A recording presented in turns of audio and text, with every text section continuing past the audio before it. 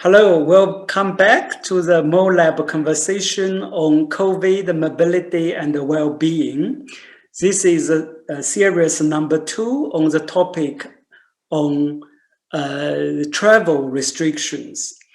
And now we come to the final question in today's discussion, which is about future research questions. What kind of research we should do based on what we know now. And probably, now we have more questions than we had before we started the project. And one question that I have for all of you is related to the scope of the data you have collected. This is number one. It's such a global scope, which in a way it is understandable because pandemic is global, so therefore data is global. But it is not very commonly done in migration studies or in any social science research. So is there any kind of something additional analytical value that are coming from the scope itself? This is number one. Number two is about the presentation. How to make sense of such large scale data, right? I mean, you guys have done a fantastic job in visualizing data, which shows the spatial distribution, shows dynamic timelines, and show the very rich differentiation. This is what I like the most. Through the visual, you see, as we discussed earlier, society is not one piece of pancake, but society itself is made of multi-layers. And it's not a multi-layer in this way, but it's all, crisscross.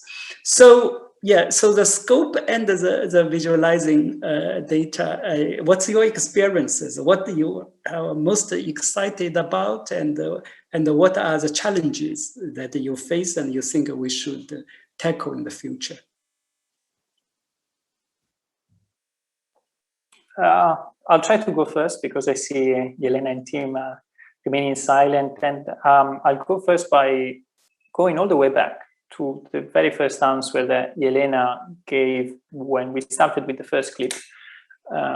Feels like days ago already. And the answer is the potential of our data, I think, is that of showing that there is an exasperation of selectivity when it comes to mobility politics, or the choices that governments make when allowing the mobility of some people and denying the mobility of others, which of course was already a trend in migration studies. But in the field of mobility, we can really see that there are discretionary choices that are made. We spoke in the course of this conversation about the different treatment of tourists, for example, now with the creation of this vaccination passport or green passport in Europe, and asylum seekers and other categories. And this is what systematic collections of data can help to discover and make sense of. And that's also why we think it is simplistic to speak of travel bans. And it's really important to look who is exempted from those bans, who is the target. And then, of course, what other people should do in the future is look at the dynamics behind those choices. Right now, we only have the data that speak to the policy output, but it would be important to discover which kind of actors pushed for a discussion on reopening the borders for tourism in Europe, and what kind of actors were unable to push for a lifting of restrictions for other categories of travelers. And just to quickly add on to that, and you mentioned that this kind of global data are not frequently collected. And trust me, I think the three of us know the very reason for that, and it's because it's difficult to sustain and it's a lot of work. But this said, we think that this wealth of data can essentially help us to think about different questions, and not only those that are empirical in terms of what you can most obviously see from our data sets. It's like, let's say, norm diffusion, regional segmentation of policies. You could also look at the, if you wish, the epidemiological effects, although I would not personally go in that direction, but I know that people have also suggested that you could do those kinds of things with our data set. So these are the questions that you can look at empirically. But if you think about perhaps also broader issues that we've mentioned, broader normative questions, should we securitize mobility? Should we, and to what extent, limit personal freedoms?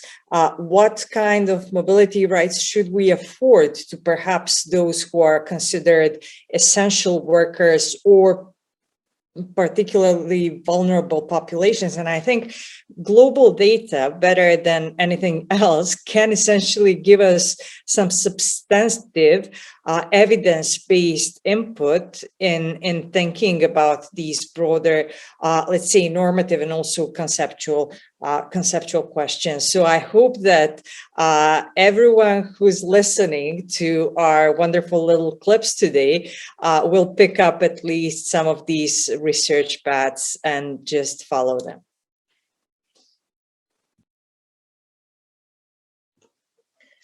Very quickly, sorry, that's a very nice note to end on, but I'll try and just follow up with just something that we've done already that I felt was a very nicely illustrates the kind of value in having that global data set. So on the website, there's one of the things we talk about is the impact on mobility rights. So it's compared to the pre-pandemic mobility regime and try and draw attention to the fact that that was already globally hugely unequal. So particularly people with passports in the wealthy so-called global north, countries like Japan, the US, Germany, Norway, and so on, were able, often took for granted that they were able to travel to much of the world visa-free and so on, and that for people in the global south, as generally their mobility rights were already much more restricted. And then the pandemic has sort of somewhat paradoxically then had this leveling down effect, whereby basically all passport holders of all countries now have much more limited, or had at least last year, much more limited mobility rights. And that's the sort of thing that you can only really show if you have the global data set of the sort that we've collected. So I think that's just a nice illustration then of the sort of added value, I guess, of bothering to do all the work, as Jelena said. Great, yeah. So do you have any kind of burning empirical puzzles that you observed from your data that you will like to follow up? Empirically, one question I would ask on top of some of those that popped up during our different discussions is in what areas do we observe cooperation around travel restrictions, and why is it so? So again, different categories of travelers, but also there have been some governments that have been pushing far more than others for international cooperations, and again, cooperation within their own countries with different kinds of partners. So myself, I would be really interested in discovering what are the drivers behind those genuine attempts to find multilateral solutions. Perhaps also another research question, an empirical one for political scientists, would be sort of to combine our data with indicators on democracy. So use the VDEM indicators and look at whether liberal democracies versus electoral democracies or autocratic states, what kind of measures they introduced and when, and to what extent they limited personal freedoms. So I think that for me would be an interesting question. Yeah, and then this relates a little bit to what Lorenzo was saying. I think something that's maybe interesting is to look at how different international, supranational free movement regimes responded. So, we're in the Schengen area, and so there's a question around how that responded, or we talked earlier about how internal mobility, we assume that there's going to be free movement within a state, but then there's now a growing presumption that people can move within that Schengen area. Similarly, in the Caribbean Community member states, there are free movement there, and in ECOWAS as well. So how those existing multilateral systems then responded to the imposition of the travel restrictions, how far those were coordinated or not. And then it was mentioned earlier, so I'll just say it very briefly, but I'm also very interested in how the overseas territories of former or ongoing colonial powers like the UK have then responded, given their kind of strange position of being often island territories, but not sovereign states, and having these kind of interesting differentiated but subnational citizenship regimes, and how those legal statuses have then played into these exceptions and the travel restrictions and so on. Yeah, no, that is really encouraging to me personally to see that your research is so generative, raising new questions. And the reason it is so encouraging to me is because I always, being an anthropologist, I have been rather nervous about the big data. And the big data claim to be its advantage is that big data will make theories irrelevant. Big data does not need explanation. Why? Because the big data tell you the reality as it is. Why do you need any explanation? They think explanation is something for the old time when you don't have enough information, so therefore you have to establish a chain of reasoning in order to make sense of the reality without sufficient information. But now you have the complete information, you don't need explanation anymore. But your research proves this understanding completely wrong.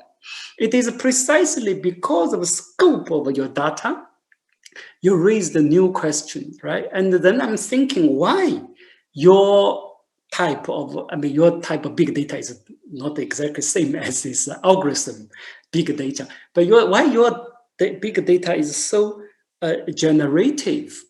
I think number one is because it pays sufficient attention to nuances and differentiations.